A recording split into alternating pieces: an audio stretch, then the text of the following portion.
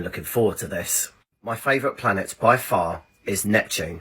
It was discovered in 1846 and it was the first planet to be discovered through mathematical predictions. Although Galileo technically observed Neptune accidentally in 1612 and 1613 while observing Jupiter, he noted a faint blue star behind Jupiter. And this is because the two planets were in conjunction with each other, where they are almost completely aligned in orbit. Unfortunately though, he mistook it for a fixed star. But anyway, it's named after the Roman god of the sea, more commonly known in Greek as Poseidon. And I like to think it was a happy accident, because if you look at it, it kind of does look like an ocean planet. It also, in a strange way, looks like Earth, with its beautiful deep blue colour and all of its white clouds floating in the atmosphere. Uranus and Neptune are both ice giants. They are not the same as Jupiter and Saturn, that are mostly hydrogen and helium. Uranus and Neptune contain large amounts of methane and ammonia. This next point is something I'm extremely frustrated with. We have done missions to Mars, Jupiter and Saturn and Venus, and there are more missions in line for these planets. But no one has gone back to the ice giants. Uranus and Neptune have only been visited once, and that was by Voyager in the 1980s, and it was a quick flyby.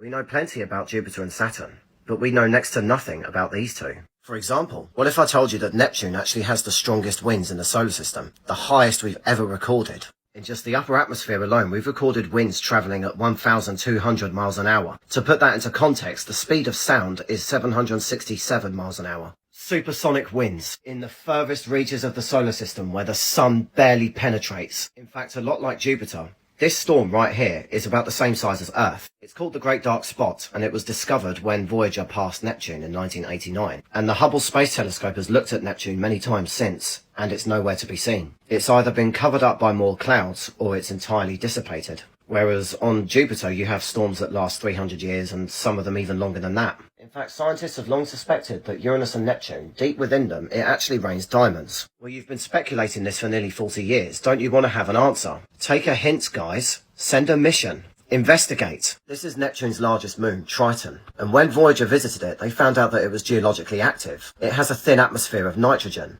and there are nitrogen geysers on the surface. Because Triton is so cold that its thin atmosphere literally freezes into a solid ice cap every winter, the sun's heat manages to penetrate the ice cap, warming liquid nitrogen trapped beneath the surface to the point where it bursts up through the surface. It also orbits Neptune backwards, hinting that it might have been captured by Neptune. Come on, let's go back.